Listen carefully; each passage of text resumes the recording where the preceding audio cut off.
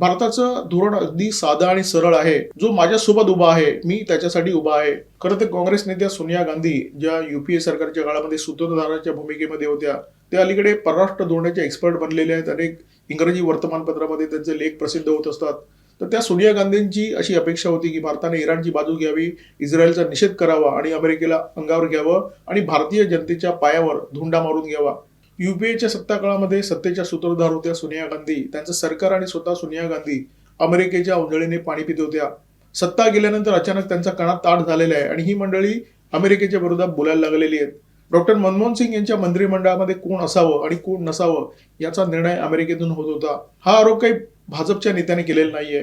मनमोहन सिंग यांच्या मंत्रिमंडळामध्ये सुरुवातीची 1-2 वर्ष ज्यांच्याकडे परराष्ट्र मंत्रिपदाचा भार होता, त्या नटवर सिंगनी त्यांच्या one life is not enough या पुस्तकामध्ये हा भांडाफोड केलेला आहे. आणि अमेरिकेकडून कशा सूचना यायच्या, कोणतं खातं कोणाकडे द्यायचं, कोणतं मंत्रिपद कोणाला द्यायचं, याची नावं यायची, हे सगळं त्यांनी आपल्या पुस्तकामध्ये अत्यंत ठळकपणे अधोरेखित केलेलं आहे.